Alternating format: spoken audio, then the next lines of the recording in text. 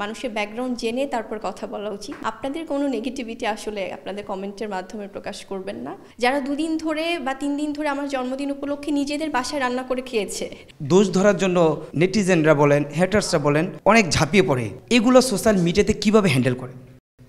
আমি পাত্তাই দেই না একদম, কারণ আমি জানি আমি কেমন, এবং আমাদের চলচ্চিত্রে কিন্তু অনেক ভালো ভালো অভিনেত্রীদের আসলে উদাহরণ আছে। আমরা হয় কি এই যে হয়তো সিনেমার অভিনয় করছি, এটি হয়তো আমাদের অনেকের পেশা, বা আমরা অনেকে হয়তো শখের বশে করছি, কিন্তু আমরা যে বাসায় যে নামাজও পড়ছি, আমরা যে রোজাও রাখছি, এটি কিন্তু অনেকে দেখছে না। সো হয়তো অনেকে সেটি না জেনেই মন্তব্য করে, এবং যারা মন্তব্য করে তারা আমার মনে হয় যে ফুল অফ নেগেটিভিটি মাইন্ডের। তাদের হয়তো বাসায় কোনো একটা ঝামেলা হচ্ছে, সেটি হয়তো বহিঃপ্রকাশ ঘটাচ্ছে আমাদেরকে কোনো একটা নেগেটিভ কমেন্ট করে। সো আমি এটা একদমই ওভারলুক করে যাই, ওভাবে পাত্তা দিতে চাই না, কারণ এত ভালোবাসার কমেন্ট আসে, এত পজিটিভিটি আসে অনেক ভালোবাসা দর্শকদের থেকে।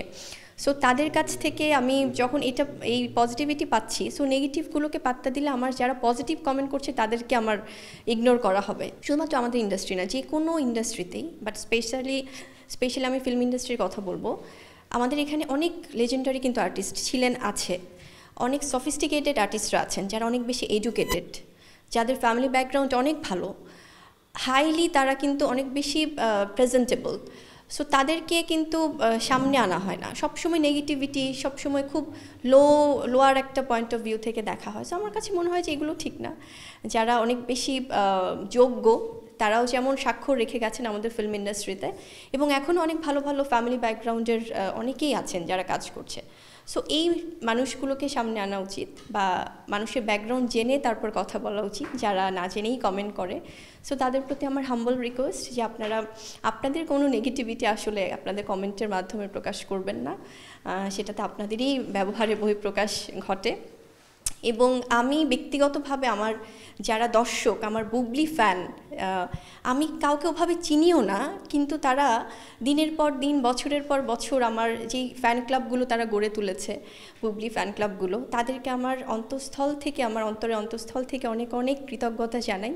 আপনাদেরকে ওভাবে আমি কখনো দেখিও নি, বাট আমার খুব ইচ্ছে আছে সবার সাথে মিট করার কখনো না কখনো, কারণ এত ভালোবাসা দেয়। আমার কিছুদিন আগে জন্মদিন গেল, আমি এই ব্যাপারগুলো হয়তো শেয়ারও করব আমার সোশ্যাল মিডিয়াতে।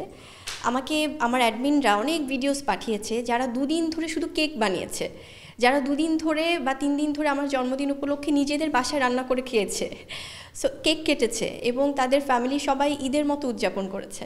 সো এই যে ত্যাগ, তারা তো এটা না করলেও পারতো, বাট এখনকার সময়ে সেই ভালোবাসাগুলো তো আসলে খুব আমার মনে হয় যে বিরল। এটা আমরা শাবানা ম্যাডাম, শাবনূর ম্যাডাম বা মৌসুমী ম্যাডামদের সময় শুনতাম, কিন্তু আমরাও যে এখনও এই ভালোবাসাগুলো পাই, এটা আমি ভীষণ কৃতজ্ঞ এবং ভালোবাসা জানাই।